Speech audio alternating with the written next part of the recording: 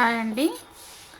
ఈరోజు Saturday millet dosa కొర్రలు అనమాట. కొర్రలు మినపప్పు ఇప్పుడు ఒక రౌండ్ పట్టినండి. మళ్ళీ పట్టేటప్పుడు గుర్తొచ్చింది వీడియో తీద్దామని చెప్పి, ఎందుకంటే పట్టేటప్పుడు చూపించలేదు కదా, ఒకసారి చూపిద్దాము.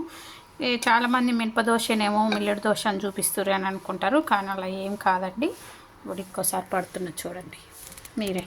ఇప్పుడు రెండోసారి పట్టేటప్పుడు కలర్ని బట్టి కూడా మీకు అర్థమైపోద్ది. గోధుమ రంగులో ఉంటుంది. కొంచెం పట్టినాక గుర్తొచ్చింది. ఇప్పుడు ఇద్దరికే అండి, అందుకే రెండే వాయిల్ అనమాట. జీలకర్ర వేసిన అనమాట. జీలకర్ర వేసుకోవచ్చు. పచ్చిమిర్చి అవన్నీ అవసరం లేదు, మనకి మినపదోశలాగా ఉంటుంది అనమాట. మనం చెప్తే కానీ అర్థం కాదు తినే వాళ్ళకి, ఇది మినపట్ట లేకపోతే కొర్రల దోశన అనేది అర్థం కాదు, అంత బాగుంటుంది. మీరు కూడా ట్రై చేయండి. బయట ఎందుకంటే మిల్లెట్ దోశ తింటే చాలా చాలా రేట్లు ఉన్నాయి కదా. ఇప్పుడు అందరూ మిల్లెట్ దోశ, మిల్లెట్ ఇడ్లీ చేసే మనకి హోటల్స్లో కూడా చేస్తారు. అయితే మనమే ఇంట్లో ఈజీగా చేసుకోవచ్చు. నైట్ నానబెట్టిన ఇప్పుడు ఉదయం 7:15 అయింది. ఈ టైంలో పట్టు పెట్టుకుంటే 9 మీకు సూపర్గా అయిపోద్ది అనమాట. పిండి అనేది మంచిగా అయిపోద్ది.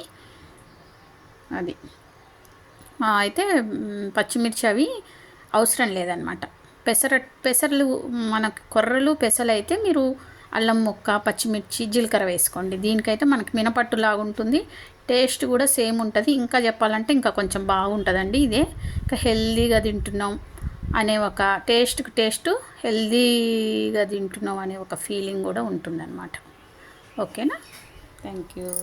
చూడండి, ఇవి వేసేటప్పుడు అయితే చాలాసార్లు చూపించిన పల్చగా వస్తుంది. ఇప్పుడు దీంట్లో కొంచెం వాటర్ కలుపుకుంటే పల్చగా వస్తుంది. మీరు కొంచెం మందంగా కావాలి దోశ అంటే కొంచెం ఇట్లనే వేసుకోవచ్చు, మన ఇష్టం.